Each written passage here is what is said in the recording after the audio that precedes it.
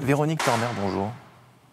Bonjour. Eh bien, confiez-moi une application de votre smartphone à laquelle vous êtes particulièrement accro. Alors, sans être accro, il y a une application que j'utilise régulièrement, c'est LinkedIn. Ah. Et ça, j'utilise plusieurs fois par jour. C'est peut-être même la première application que j'ouvre le matin. Je fais un peu ma veille. Sans être accro, mais tout de même, c'est la première. Quand même, voilà. Et en vous couchant, c'est la dernière que vous checkez aussi. Non, quand même pas. Mais voilà, ça me permet de faire de la veille, pouvoir être en relation avec mon réseau. Et puis, c'est un bon outil de communication. Et comme vous le savez, je viens de prendre la présidence de Numéum. Et aujourd'hui, c'est un outil puissant de communication pour une organisation professionnelle telle que Numéum. Voilà. Très clair.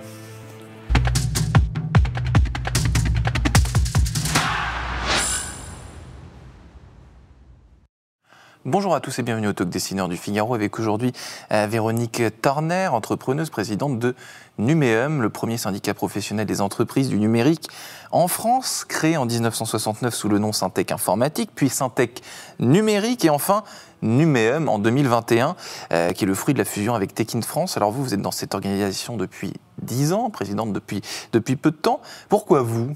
Pourquoi vous êtes présidente ? Pourquoi on vous a élu finalement ? Pour quelles raisons ? Pour quelle... je ne sais pas, quelle qualité, soyons Alors, déjà, c'est une démarche personnelle, puisque il y a une élection. Vous êtes présentée. Je me suis présentée, voilà. Donc c'est déjà... Vous, présidente, vous le vouliez déjà. Voilà, et parce que c'est un parcours, c'est en fait, à un moment donné, l'aboutissement d'un parcours, d'un engagement au sein de notre organisation professionnelle. Et puis, je crois que j'incarne aussi un certain nombre de valeurs pour notre organisation, des valeurs de modernité, des valeurs également sur la valorisation de la féminisation des métiers. Oui. Moi, je suis une femme ingénieure.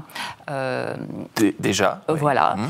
Également, je me suis beaucoup mobilisée sur les dernières années sur le sujet du numérique responsable, qui est vraiment monté en puissance et qui est devenu un axe, un vrai pilier stratégique de notre organisation. Et je pense que, voilà, à un moment donné, ma candidature, elle a fédéré le conseil d'administration, puisque c'est le conseil d'administration qui vote, et qui a fédéré autour de ma candidature, et le projet que je proposais, qui était un projet d'impact et de passage à l'échelle. On en reparlera de ce projet, mais avant cela, Numéum, donc je l'ai dit, donc avant Syntec Informatique, Syntec Numérique. Numéum, pourquoi est-ce que, si on entre dans les coulisses de ce syndicat, pourquoi est-ce qu'on a changé de nom et qu'on l'a appelé Numéum, tout simplement ? C'est plus joli déjà Alors c'est plus moderne, et je crois qu'il y a une vraie volonté de notre organisation professionnelle d'incarner le futur du numérique. Nos entreprises incarnent l'innovation, et donc on avait besoin de plus de modernité également dans notre nom. Et Numéum, c'est un nom qui a été choisi, qui incarne évidemment le numérique, l'humain aussi. L'humain, exactement, en fait, l'humain. Et puis cette notion de homme comme la maison en fait du numérique, et c'est vrai qu'on veut aussi être cette maison du numérique pour tous les professionnels du numérique en France. Donc vous me confirmez que le numérique et l'humain ne sont pas deux choses aux antipodes, parce bien au contraire. On lit de tas de choses effroyables.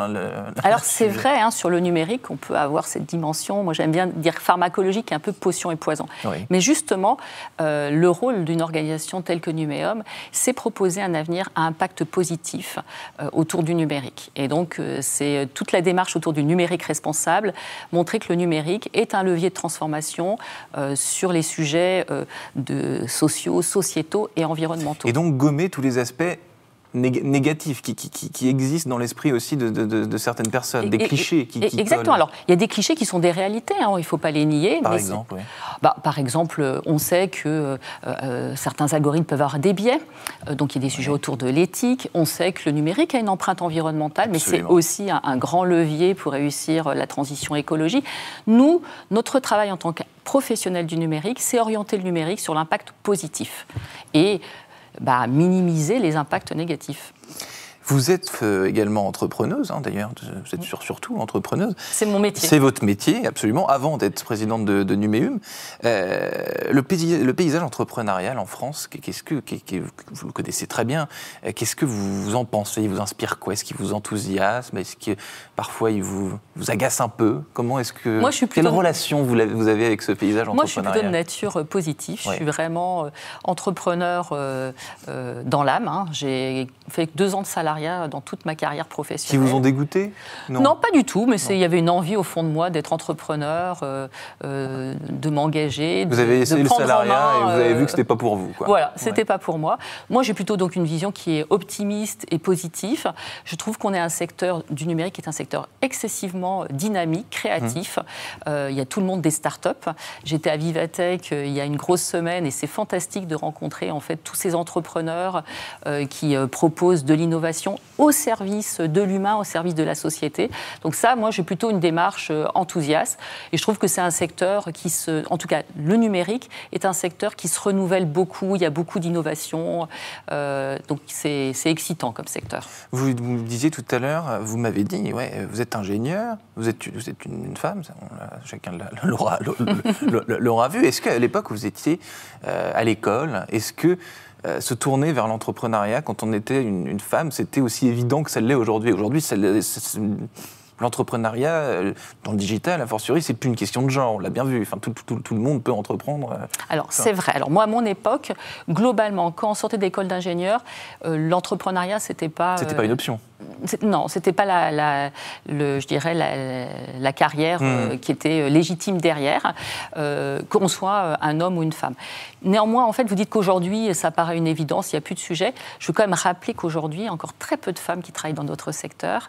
Il n'y a que 27% de femmes dans notre secteur. Et sur les métiers qui sont dits vraiment techniques, on est plutôt autour de 17 points. Donc, vous voyez qu'en fait, il y a des gros efforts aujourd'hui. D'ailleurs, à Vivatech, Elisabeth Borne, elle s'est déplacée pour Tech pour toutes, pour justement lancer un grand message avec des grands projets pour féminiser notre secteur. Un secteur qui souffre de compétences, et c'est un peu dommage de se priver de 50% de la population. C'est un peu bizarre, en effet. Est-ce que, donc, à Paris, j'imagine que la communauté est énorme?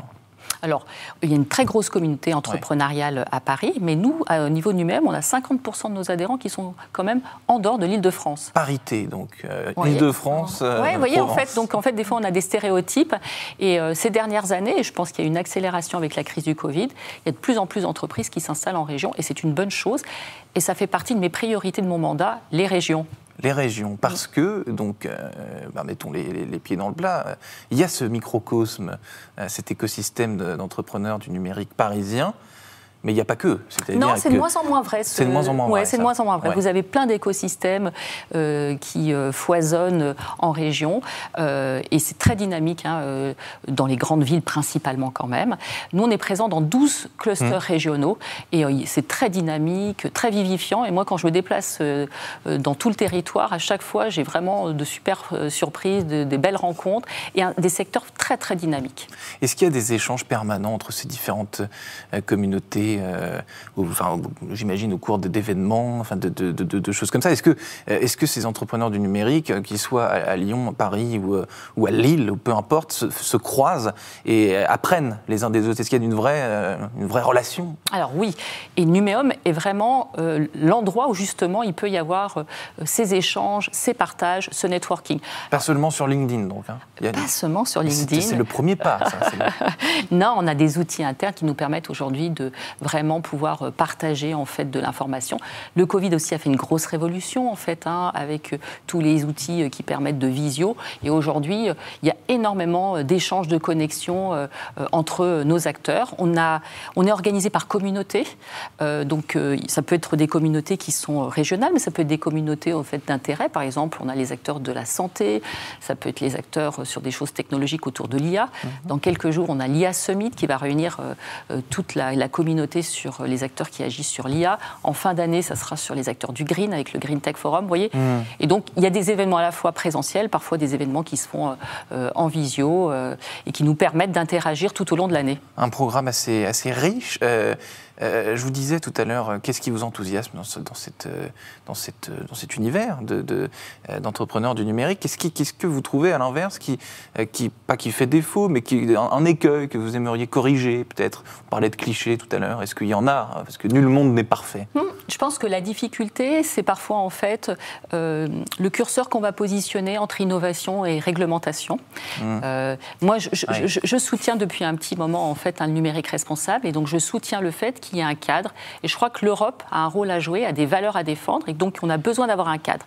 Parfois, ce qui peut en fait être un petit peu agaçant quand on est entrepreneur, c'est du coup une surréglementation qui va nuire à l'innovation. Ouais. Et comme on est un secteur... C'est dommage de se dire, j'innove pas parce que de toute façon, il y a une réglementation qui va m'empêcher de le faire. Quoi. Voilà, et qui est un handicap. Donc moi, mon travail en tant que présidente aujourd'hui, c'est justement de placer le curseur au bon endroit entre innovation et réglementation et aider les pouvoirs publics à bien voir clair dans le jeu très opérationnel des entrepreneurs. Et ça, j'imagine que ce n'est pas toujours évident. Vous disiez à l'instant, à l'échelle européenne, est-ce que justement il y a une culture française versus une culture européenne ou de nos voisins vis-à-vis, voilà, vous venez de parler de la réglementation, mais dans l'ensemble, sur ces métiers et de l'entrepreneuriat digital, est-ce qu'il y a une patte française, une patte allemande, qu'est-ce qui nous différencie, nous, de nos voisins ? Alors, ce qui est important de voir, c'est que déjà, nous raisonnons aujourd'hui à l'échelle européenne parce que la réglementation, elle se passe au niveau européen et elle descend en fait dans tous les territoires de l'Europe. Donc l'Europe, c'est l'échelle en fait à laquelle on doit raisonner pour ce sujet de réglementation. Après, bien évidemment qu'on a des spécificités. On a un secteur qui est très dynamique en France. Là, on vient de publier nos chiffres de croissance, nos prévisions pour 2023. On est un secteur au global qui fait plus de 6% de croissance. On est devant, par exemple, l'Allemagne. On se compare souvent à l'Allemagne. On a l'impression toujours qu'on est moins bon. Et bien là, vous voyez, on est devant, en fait. Sur plein de sujets, d'ailleurs. On se compare à l'Allemagne sur des tas sur l'énergie, sur... Exactement. Et donc, le secteur du numérique, là, en 2023, on est un secteur qui va être plus en croissance sur le numérique que nos amis allemands. Allez-y. Non, juste après, sur les startups, je pense qu'on est un secteur quand même qui est aujourd'hui très dynamique sur les startups, grâce notamment à la French Tech. Pareil, à Vivatech, on a soutenu là, le projet du gouvernement sur Je choisis la French Tech, qui est aider les startups à accéder plus facilement au marché, à travailler avec des grands groupes. Ça, je pense que c'est une spécificité et ça va être quelque chose de positif pour notre écosystème. Il nous reste 45 secondes. Pour terminer, le mot de la fin, si je vous demande de faire un peu de prospection sur ce milieu-là, qu'est-ce que vous voyez à 10, 20, 30 ans ? C'est difficile. C'est dur. C'est difficile parce que, vous le savez aujourd'hui, il y a d'énormes buzz aujourd'hui sur les innovations.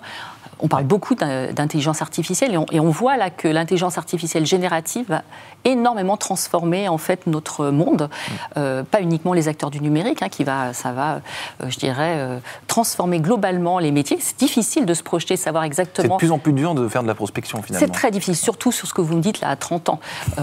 Et puis, on sait que l'informatique quantique va également monter en puissance et là aussi, ça va être une sacrée révolution. C'est ça qui est excitant, c'est de travailler dans un secteur où on sait qu'il va y avoir des transformations. Et notre job, c'est de faire en sorte que ces transformations soient à impact positif. Véronique Torner, merci infiniment. Merci. À très bientôt. À très bientôt.